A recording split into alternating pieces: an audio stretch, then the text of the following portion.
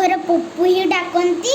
एबे माछ आनीची मु आपको काटिकी फिर माछ भाजी करबी।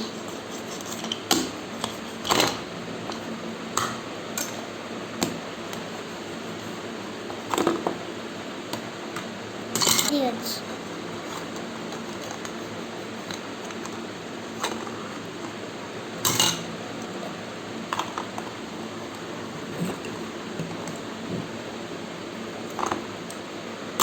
एबे आपको हमें काटी देलुनु फिर आपको भाजीबा।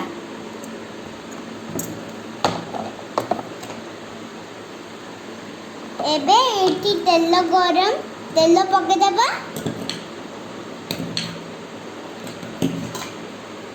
फिर तेल गरम हे गलानी एबे माछ मानु सेडी पके देबा।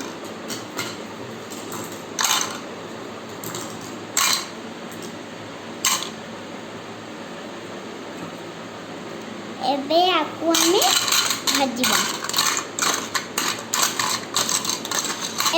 देखंतु हमर माछ पूरा भल से भजा हे गलानी। एबे आपको हमें प्लेट रे टिके पके देबा। हां सब उडा हे गलानी गुड गुड करी बाहर करबा।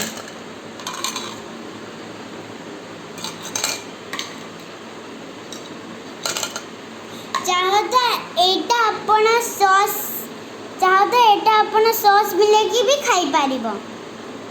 देखंतु एरे सुंदर से भजा हेलानी।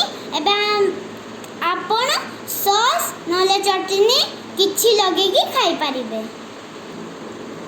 एटा आपण घरे बनांतु केंती टेस्ट लागला आपण मते कमेंट बॉक्स रे कहिबे हैला।